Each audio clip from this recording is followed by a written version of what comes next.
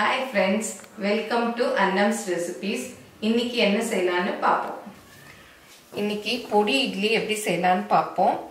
இதுக்கு தேவையானது மூணு தான். காலையில அவிச்ச இட்லி, பொடி, நல்லெண்ணெய். நம்ம ஃப்ரெஷ்ஷா அவிச்ச இட்லில இது செய்ய முடியாது. காலையில அவிச்சு வச்சது தான் இந்த மாதிரி கொஞ்சம் திக்கா இருக்கும். காலையில அவிச்ச உடனே செஞ்சோம்னா அது சாஃப்டா இருக்கும். இந்த மாதிரி செய்ய வராது. இப்போ இந்த இட்லியை பொடி பொடியா கட் பண்ணிக்கணும். எந்த சைஸ் வேணுமோ அந்த அளவு நீங்க கட் பண்ணிக்கங்க.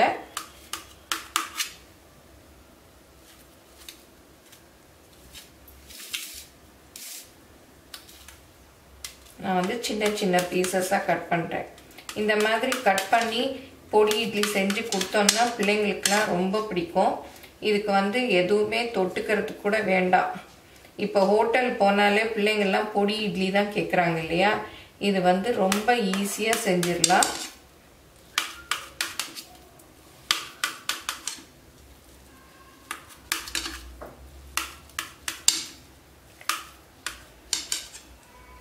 இப்போ எப்படி செய்யலான்னு பார்ப்போம். ஒரு பேன் அடுப்பில் வச்சு நான் 5 இட்லி வச்சுருக்கேன். இதுக்கு ஒரு 3 டேபிள் ஸ்பூன் அளவுக்கு நல்லெண்ணெய் ஊற்றிக்கலாம்.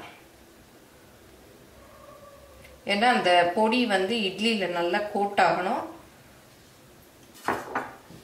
கொஞ்சம் சூடு வந்த உடனே நம்ம கட் பண்ணி வச்சிருக்கோம் இல்லையா, அந்த இட்லி எல்லாம் போட்டுடலாம்.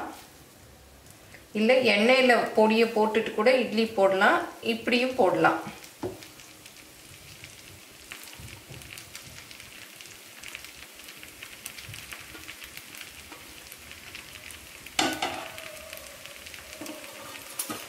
இதை நல்லா ஒரு மிக்ஸ் பண்ணி வச்சுக்கணும்.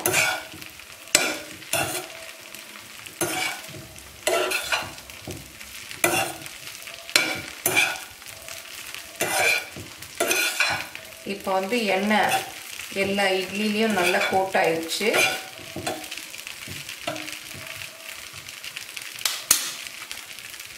இப்போ இந்த பொடி,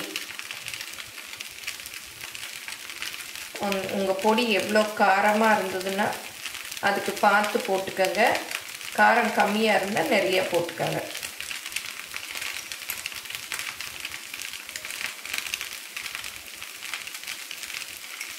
அப்படி காரம் நிறைய போட்டுட்டிங்கன்னா இன்னும் கூட கொஞ்சம் எண்ணெயை அப்புறம் ஊற்றிக்கலாம்.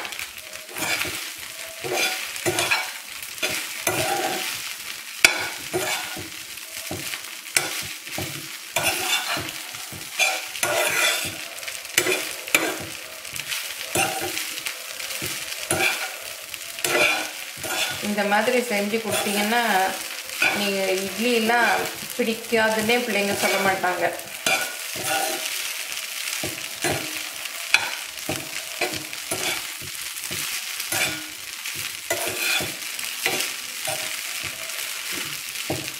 இன்னும் கூட கொஞ்சம் பொடி சேர்த்துக்கலாம்.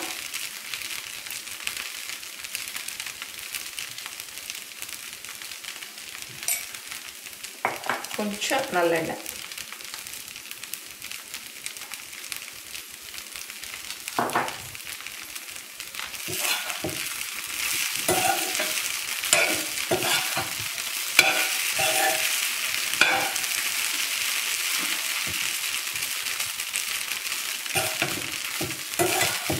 இப்போ நம்மளுடைய பொடி இட்லி ரெடி ஆயிடுச்சு. இதை அப்படியே சும்மா சாப்பிடலாம், இல்லை சட்னி கூட தொட்டு சாப்பிட்டாலும் நல்லா டேஸ்டாக இருக்கும். இதை எல்லாரும் செஞ்சு பாருங்கள். இந்த வீடியோ பிடிச்சிருந்தா லைக் பண்ணுங்கள். எங்கள் சேனலை மறக்காமல் சப்ஸ்கிரைப் பண்ணுங்கள். தேங்க்யூ.